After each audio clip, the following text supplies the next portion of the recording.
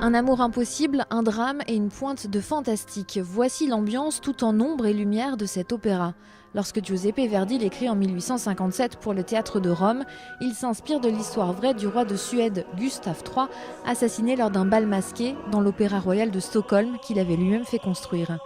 Mais à l'époque, Verdi se heurte à la censure. Étant donné les événements historiques de l'époque, montrer un régicide sur scène, c'était pas vraiment le bon moment.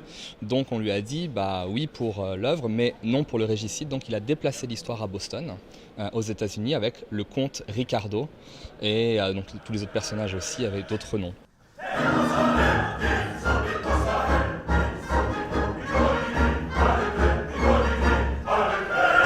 Les costumes ont été réalisés par l'atelier de Nancy et le Grand Castelet par celui de Nantes.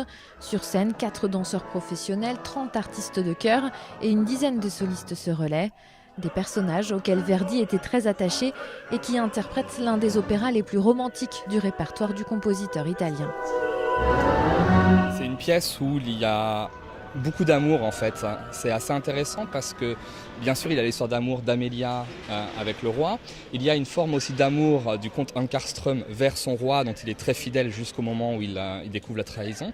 Il y a aussi le personnage d'Oscar qui est très attaché à son roi et qui finalement va sans le vouloir par son innocence trahir le roi au moment du bal en disant il porte ce costume là, vous pourrez le retrouver comme ça.